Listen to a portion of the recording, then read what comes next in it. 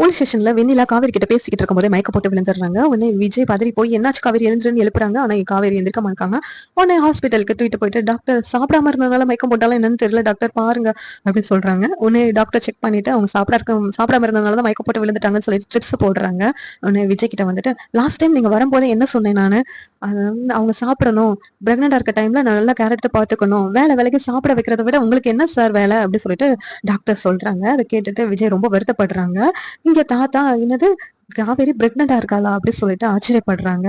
உடனே என்னப்பா விஜய் காவேரிக்கு அப்படின்னு சொல்லி கேட்கும்போது, தாத்தா காவேரி கர்ப்பமா இருக்கா, அதுல அவ வந்து இன்னைக்கு போலீஸ் ஸ்டேஷனுக்கு அலைஞ்சதுனால சாப்பிடாதனால மயக்க போட்டு விழுந்துட்டாட்டா அப்படின்னு சொல்லிட்டு சொல்றாங்க. தாத்தா ரொம்ப சந்தோஷப்படுறாங்க.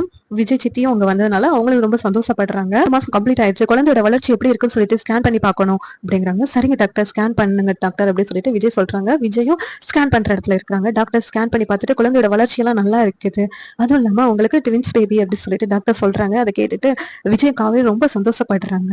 உடனே தாத்தா கிட்ட வந்து விஜய் தாத்தா எங்களுக்கு ட்வின்ஸ் வரப்போகுது தாத்தா அப்படி சொல்லிட்டு சொல்றாங்க. உடனே தாத்தாவை ரொம்ப சந்தோஷப்படுறாங்க.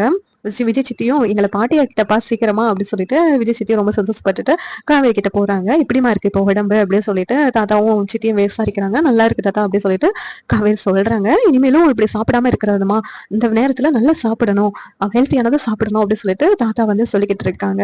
சரிங்க தாத்தா அப்படின்னு சொல்லிட்டு காவேரி சொல்றாங்க. நம்ம வீட்டுக்கே வந்துடு நீ காவேரி, அங்க உன்னை நல்லா பாத்துக்குவோம் நாங்க அப்படின்னு சொல்லிட்டு தாத்தா சொல்றாங்க. ஆமா தாத்தா, இதுதான் தாத்தா நானும் அவகிட்ட சொல்லிக்கிட்டு இருக்கேன், நீங்களே சொல்லுங்க தாத்தா நம்ம வீட்டுக்கு வர சொல்லி அப்படின்னு சொல்லிட்டு விஜய் சொல்லிக்கிட்டு இருக்காங்க.